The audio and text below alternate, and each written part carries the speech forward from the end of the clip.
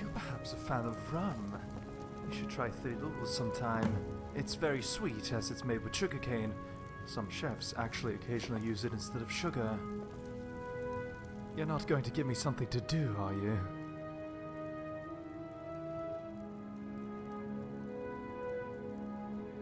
Sure. What book did you have in mind? Sure. The book is the first in a series of 4 books detailing a clerk's adventures in Blackmarsh. On a minor but respectable plaza in the Imperial City sat, or perhaps lounged, Lord Vanek's building commission. It was an unimaginative, austere building, not known so much for its aesthetic or architectural design as for its prodigious length. If any critics wondered why such an unornamented extended erection held such fascination for Lord Vanek, they kept it to themselves. In the 398th year of the Third Era, Decimus Scotti was a senior clerk at the Commission. It had been a few months since the shy, middle-aged man had brought Lord Vanek the most lucrative of all contracts, granting the Commission the exclusive right to rebuild the roads of Valenwood, which had been destroyed in the 5-year war. For this, he had become the darling of the managers and the clerks, spending his days recounting his adventures, more or less faithfully. Although he did omit the ending of the tale, since many of them had partaken in the celebratory Unthrapper roast provided by Silenstre, informing one's listeners that gorged on human flesh approves very few stories of any good taste. Scotti was neither particularly ambitious nor hard-working, so he did not mind that Lord Vanek had not given him anything to actually do. Whenever the squat, little gnomish man would happen upon Decimus Scotti in the offices, Lord Vanek would always say, "You're a credit to the Commission. Keep up the good work." In the beginning, Scotti had worried that he was supposed to be doing something, but as the months went on, he merely replied, "Thank you, I will." There was, on the other hand, the future to consider. He was not a young man, and though he was receiving a respectable salary for someone not doing actual work, Scotti considered that soon he might have to retire and not get paid for not doing work.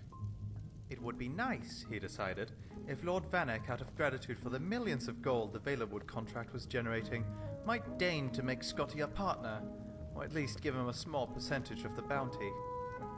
Decimus Scotti was no good at asking for things like that, which was one of the reasons why, previous to his signal successes in Valenwood as a senior clerk for Lord Atterus, he was a lousy agent. He had just about made up his mind to say something to Lord Vanek when his lordship unexpectedly pushed things along. "You're a credit to the Commission," the waddling little thing said, and then paused. "Do you have a moment free on your schedule?" Scotti nodded eagerly and followed his lordship to his hideously decorated and very enviable hectare of office space. "Zenithar blesses us for your presence at the Commission," the little fellow squeaked grandly. "I don't know whether you noticed, but we were having a bad time before you came along. We had impressive projects for certain, but they were not successful. In Blackmarsh, for example, for years we've been trying to improve the roads and other routes of travel for commerce. I put my best man, Flessus Tijo, on it, but every year, despite staggering investments of time and money, the trade along those routes only gets slower and slower. Now, we have your very clean, very profitable Valenwood contract to boost the Commission's profits. I think it's time you were rewarded." Scotti grinned a grin of great modesty and subtle avarice. "I want you to take over the Blackmarsh account from Flessus Tijo." Scotti shook, as if waking from a pleasant dream to hideous reality. "My lord, I couldn't." "Nonsense," chirped Lord Vanek. "Don't worry about Tijo.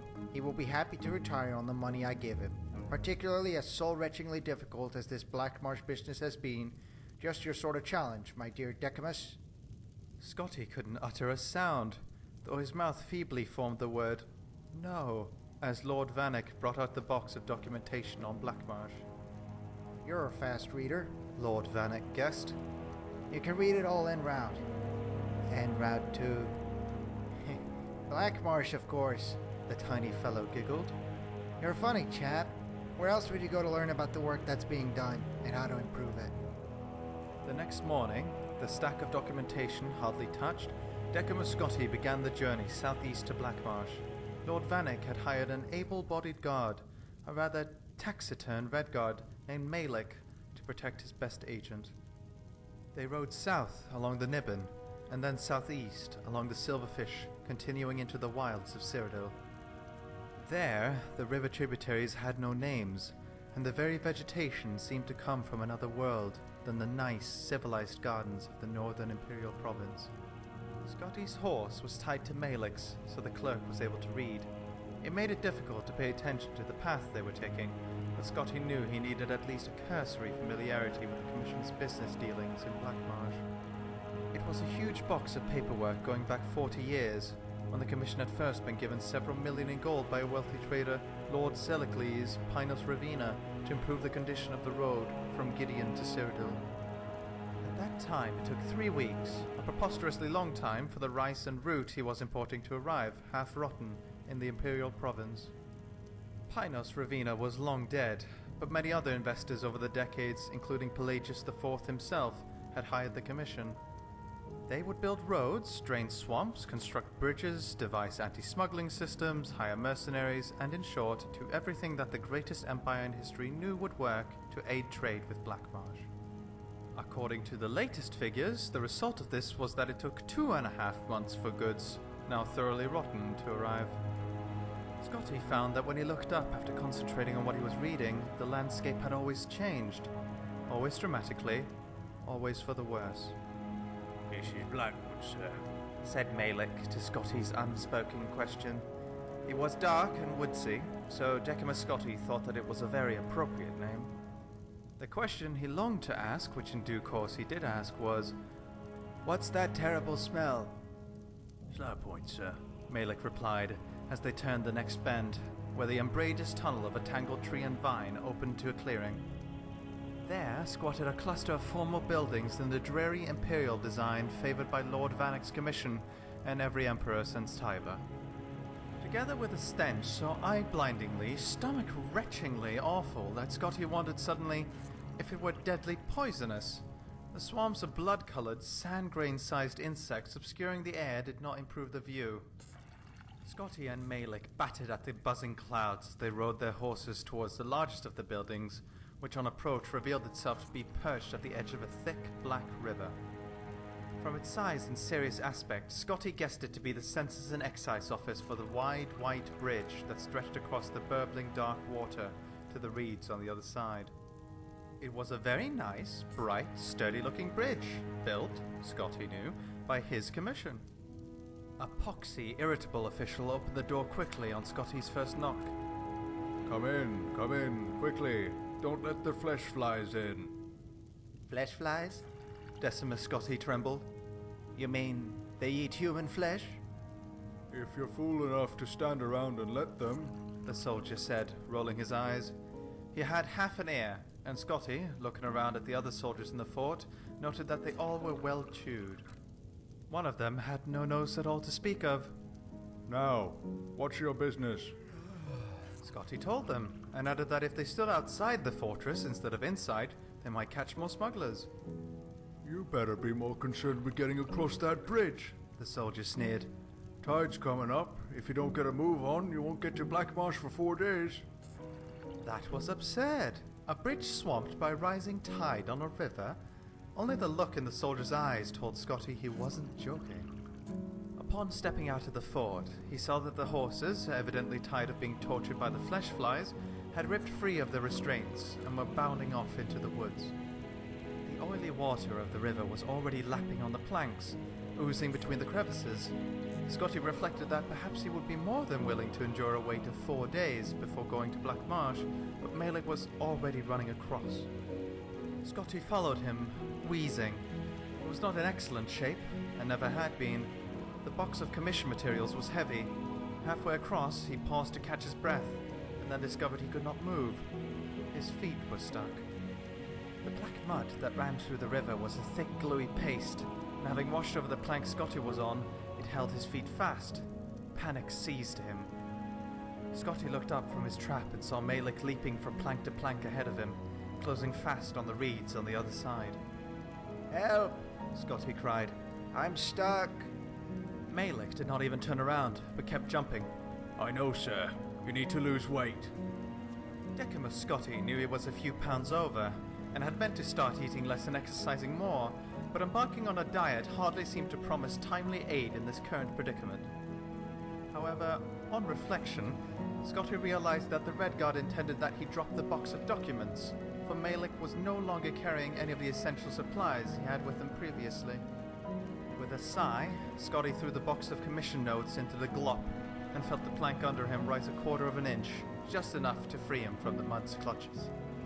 With an agility born of extreme fear, Scotty began leaping after Malik, dropping onto every third plank and springing up before the river gripped him. In 46 leaps, Decimus Scotty crashed to the reeds onto the solid ground behind Malik and found himself in Blackmarsh. He could hear behind him a slurping sound as the bridge and his container of important and official records of Commission affairs was consumed by the rising flood of dark filth, never to be seen again. That was the Argonian account, Book 1, by Wogin Jarth.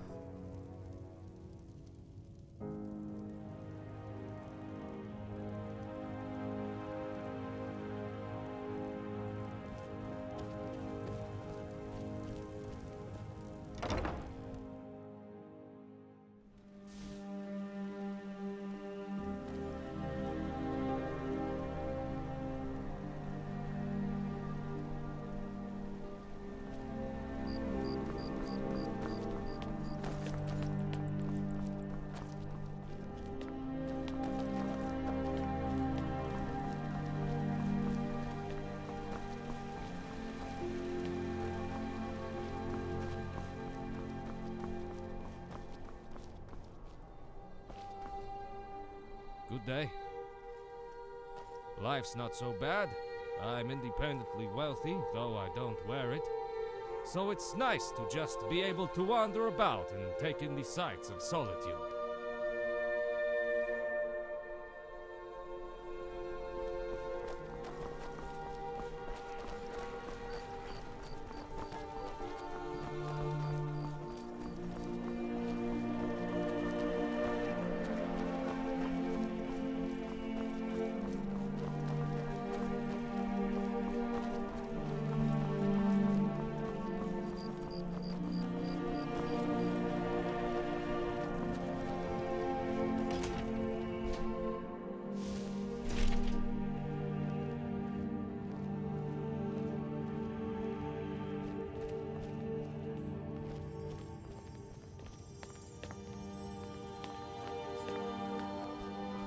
Blessings of the Eight Divines upon you. How may I help?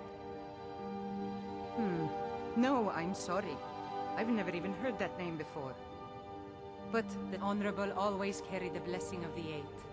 The gods know what you need. The strong and honorable always carry the blessing of the Eight.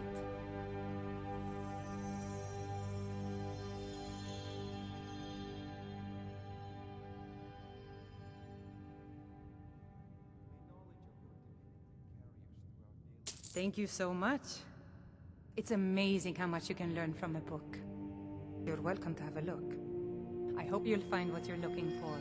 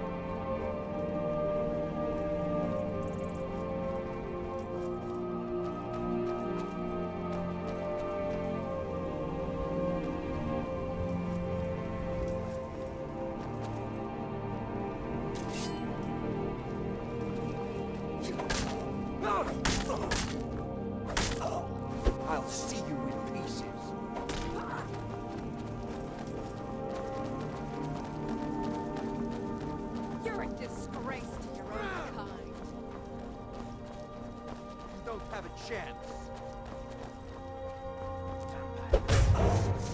Stop. The suffering the data caused will not go unpunished.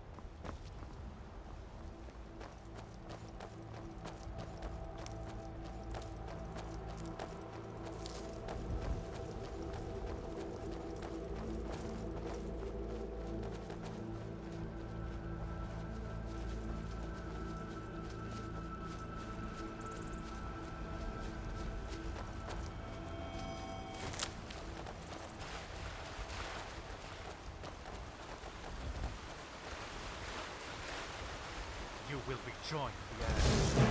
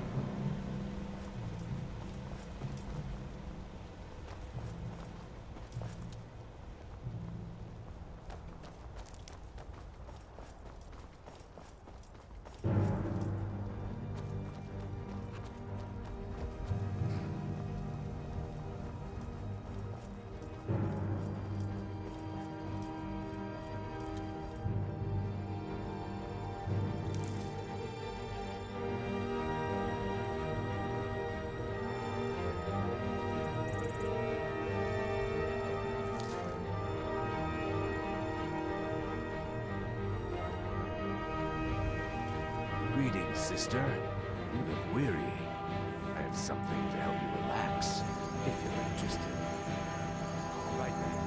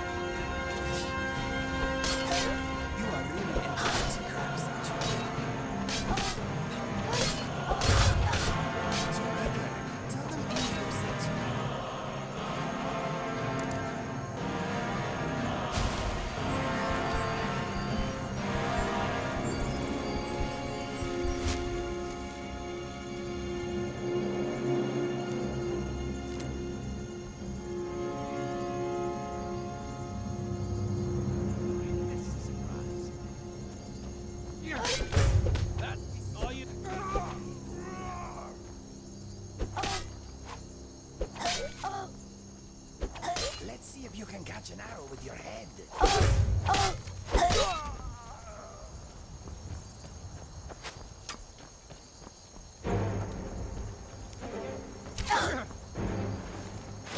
Make a fine rock, cat.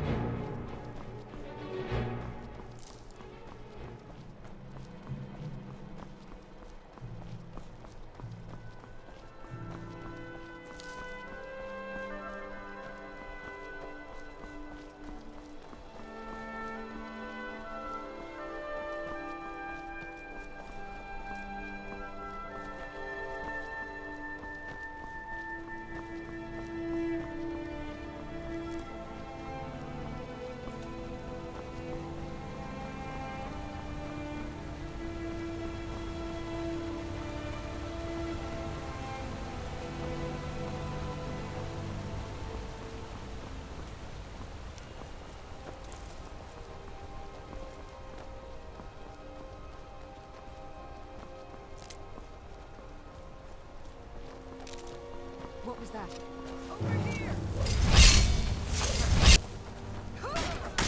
Do your worst.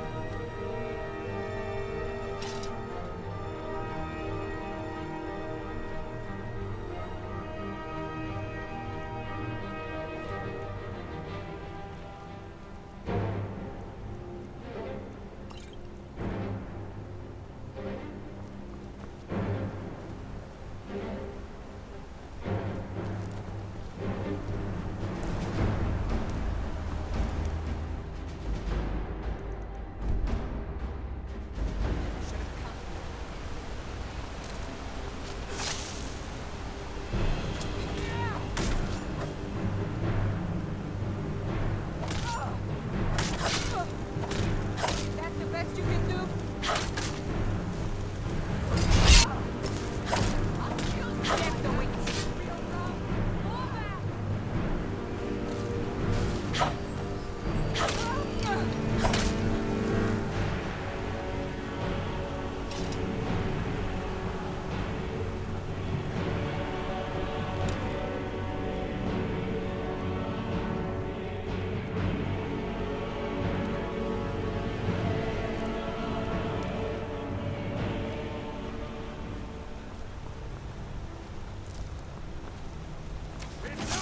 What are you supposed to be?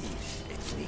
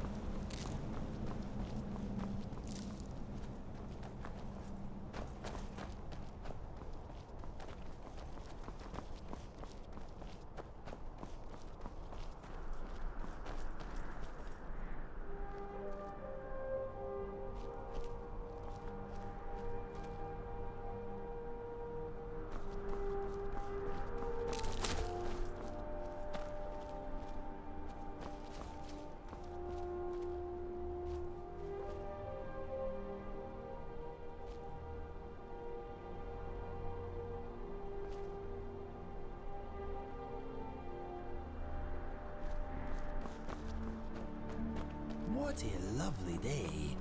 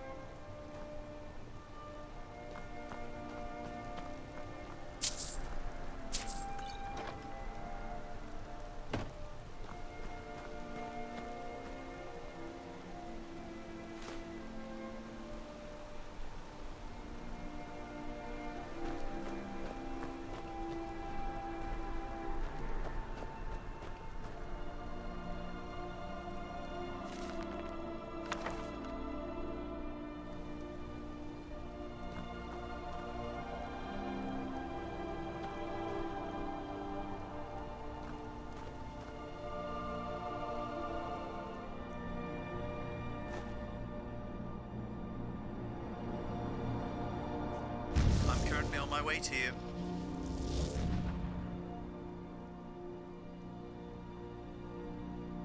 I'll be there in just a moment.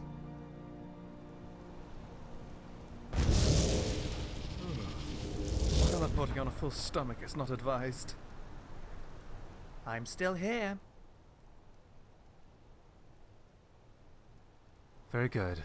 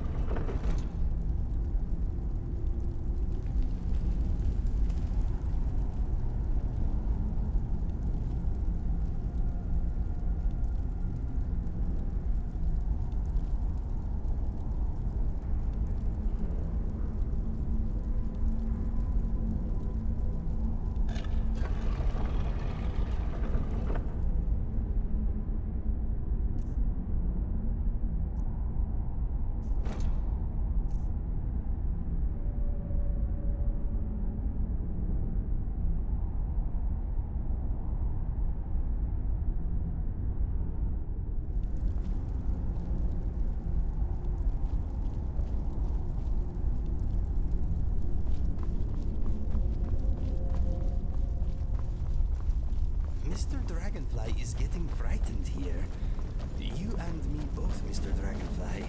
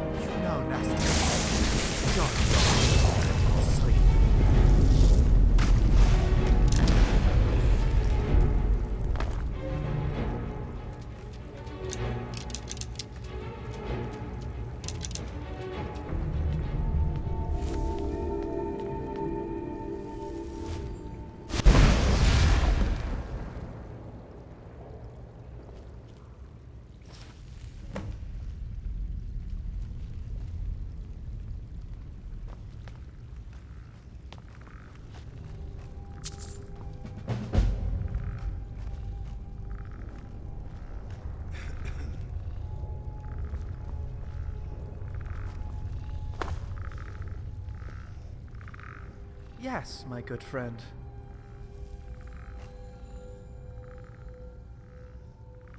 That's that.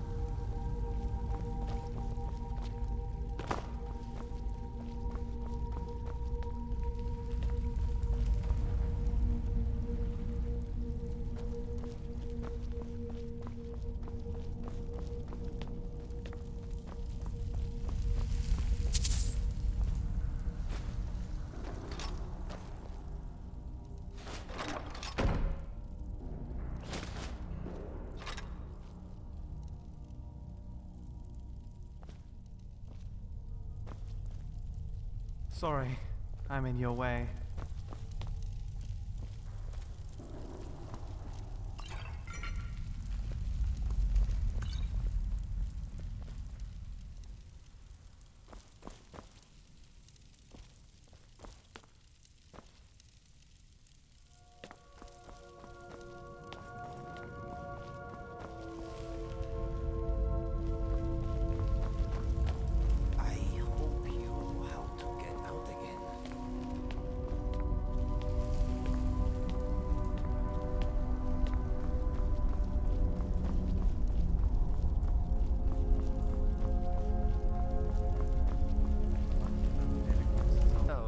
Rather than uniting against us.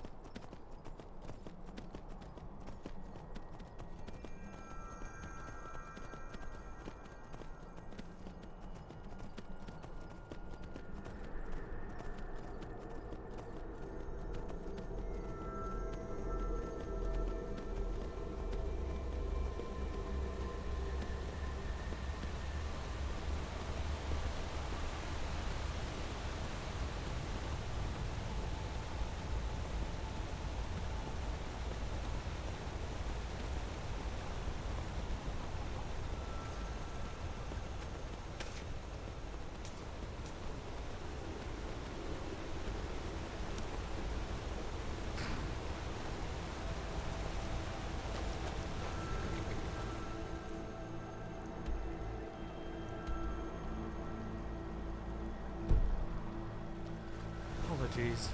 Let me get out of your way.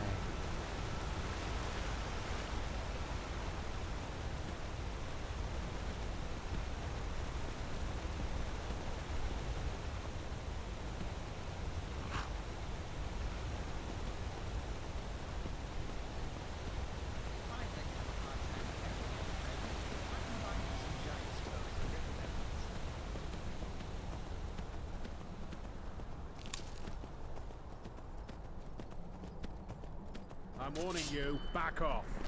Never should have come here.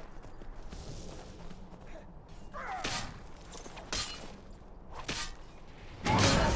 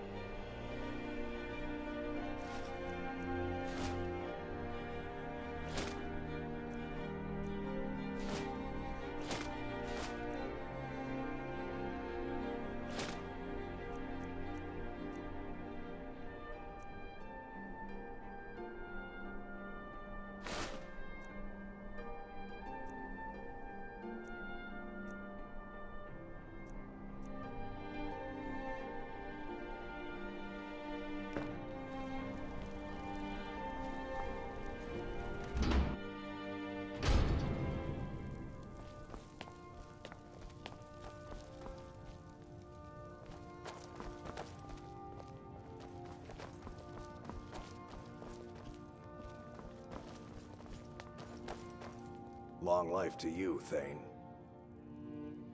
I've always wanted to ask, but I haven't yet. Let's not waste any time. Do your people ever have issues with, hairballs? I'm still here. Let's go.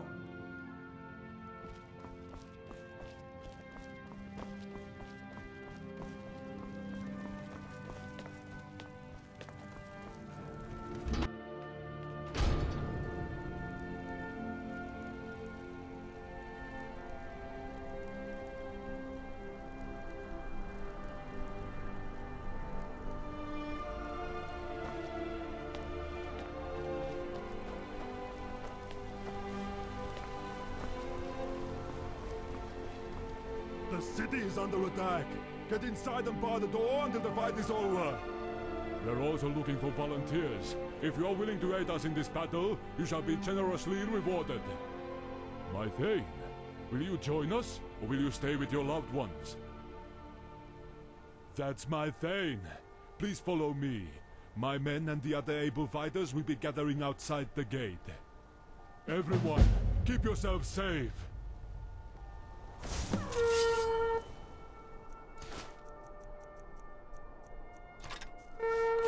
Everyone, to your houses now!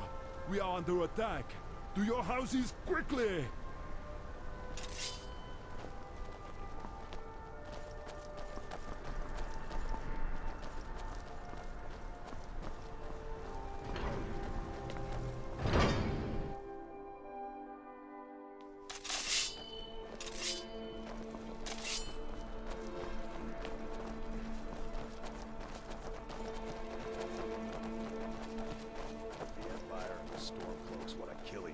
Some foolish cause. I say let them.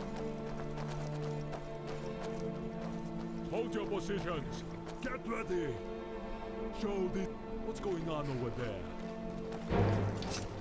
This should be good. Time to finish this!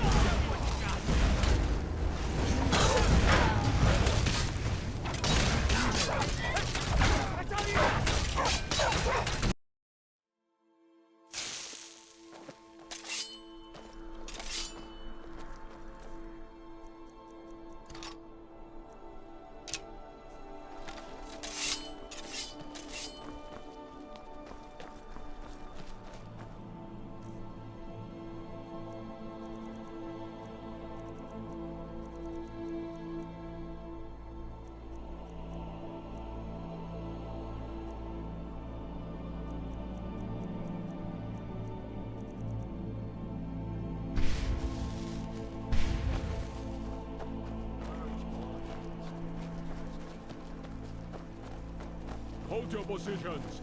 Get ready! Show these motherless hawkers who could be anywhere. Here we go.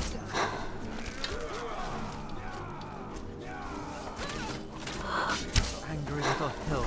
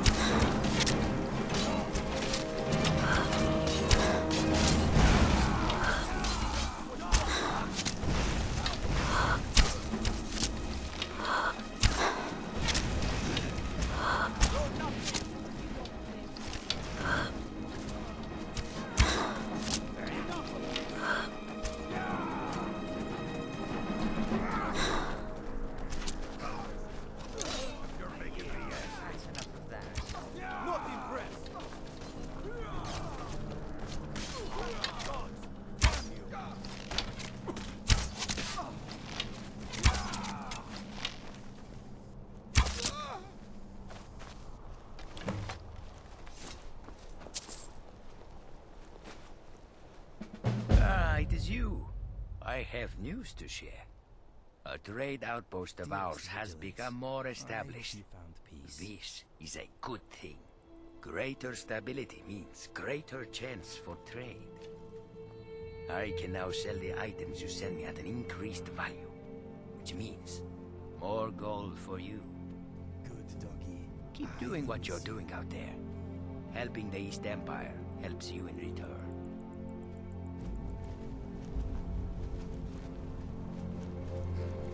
We have a new gap. This is good.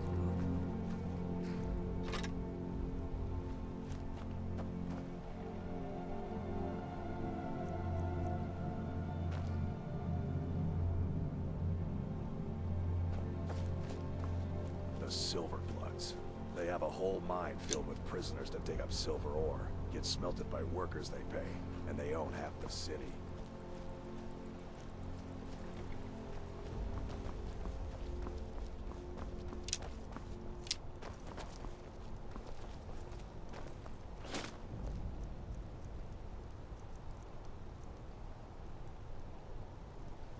Imagine the sort of melting pot that Markarth could be if things were peaceful.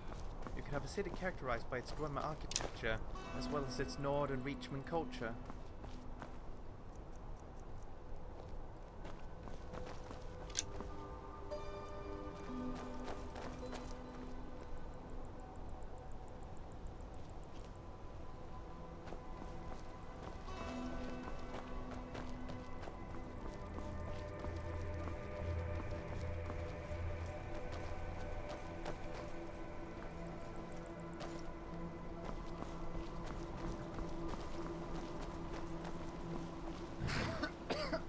Sorry. That went down the air hole rather than the food hole.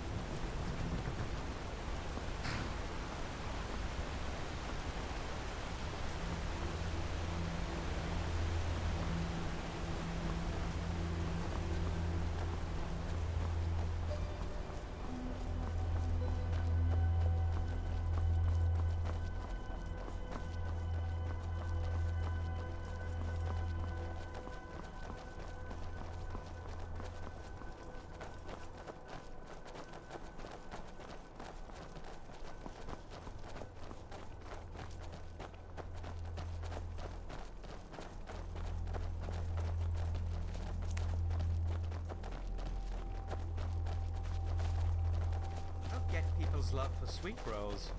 It's just dry bread with some sugary glaze on top.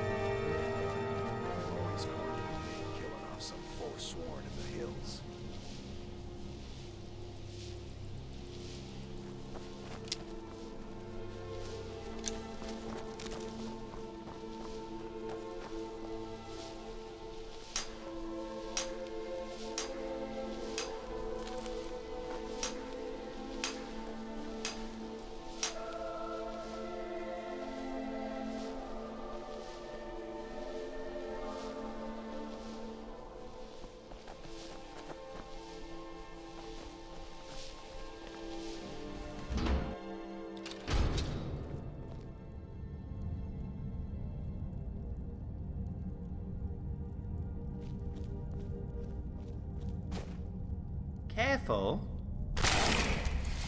Did you drink a potion of inconsideration? Huh? That's it.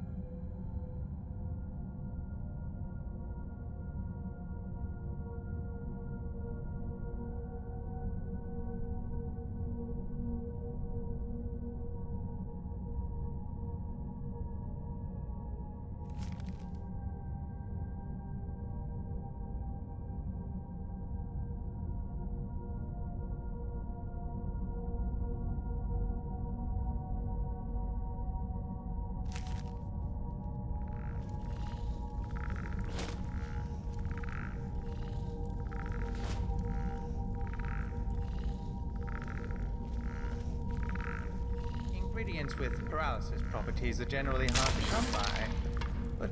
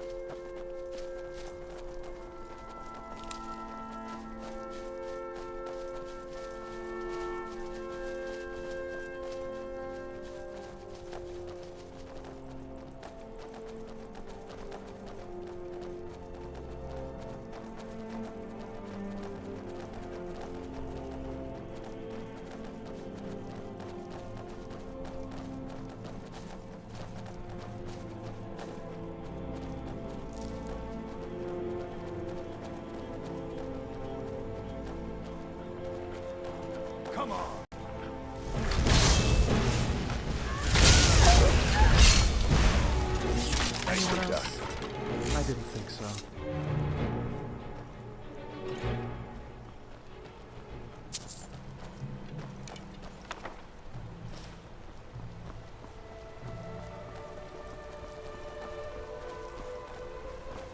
Be on the lookout for nocturnal predators.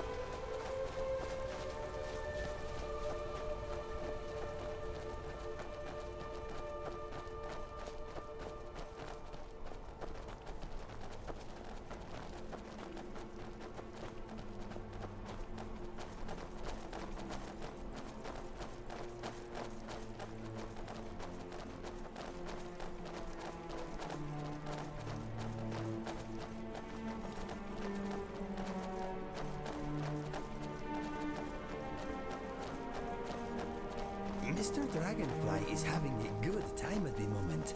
He enjoys traveling with us very much.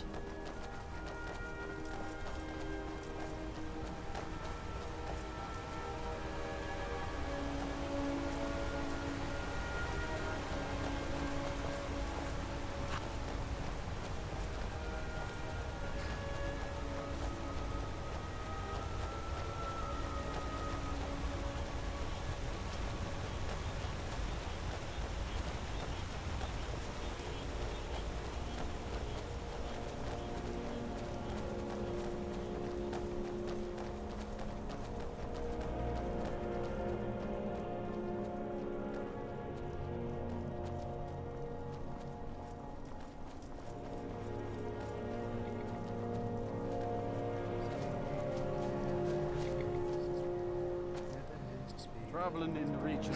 Where do you want to go? Climb and back, and we'll be off.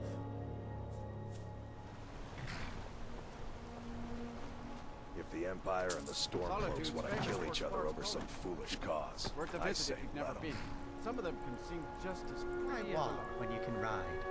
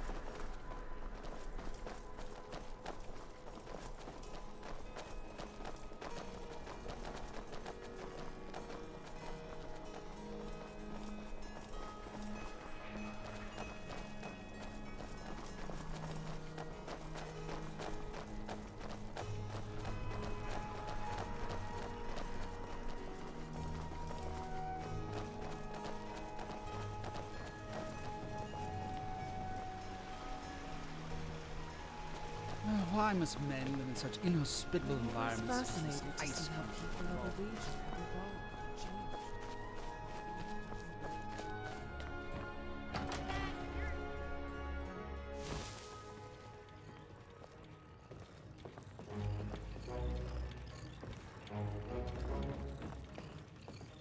We've stopped. What is it? I will protect you with my life.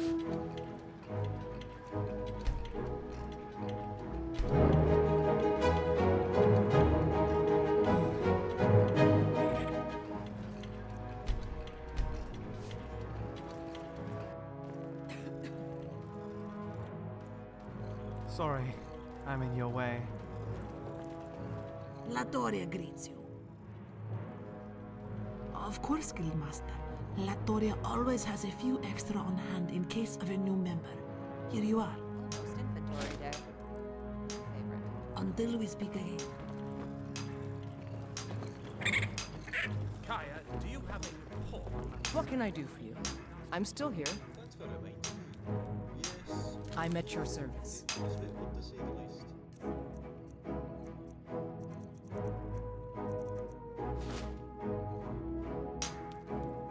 Very good, ma'am. In what way? Looked pretty unremarkable to me.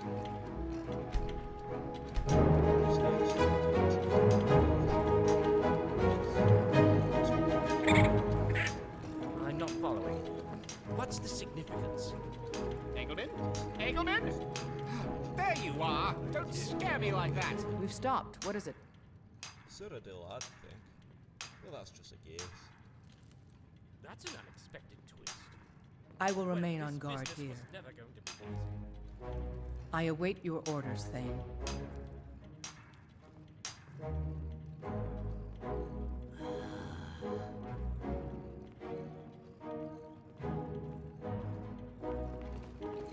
What do you need, my Thane?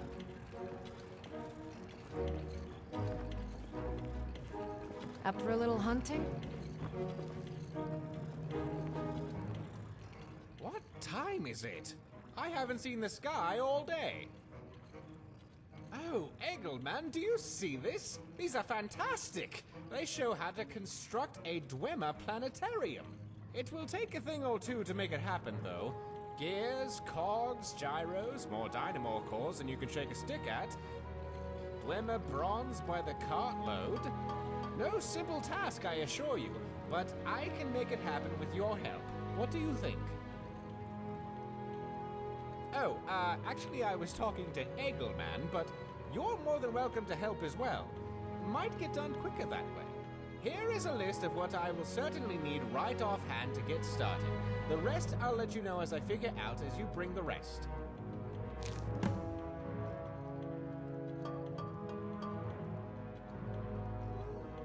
Fantastic then.